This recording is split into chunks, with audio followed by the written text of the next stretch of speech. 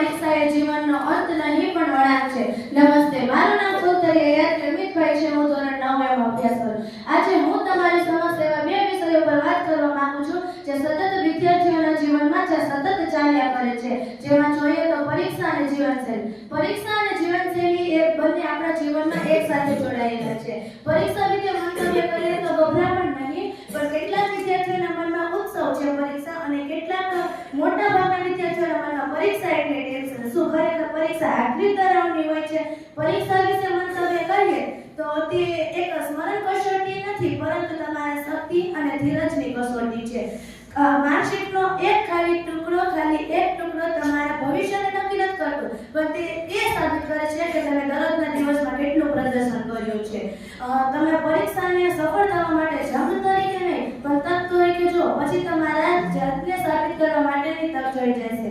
તેમાં આપણે બીજી વાત કરીએ તો જીવનશૈલી। જીવનશૈલી એક તમારા સફળતાની ચાવી છે।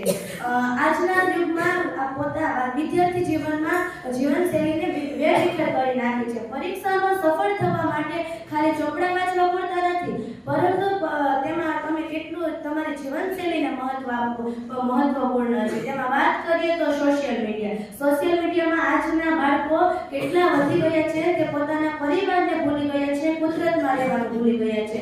તો હું આજના બાળકોને વિનંતી કરું છું કે તે પોતાના મોબાઈલનો ઉપયોગ ઘટાડીને પોતાના પરિવારને આપે, થોડોક સમય કુદરતમાં રહેવાનું પસંદ કરે।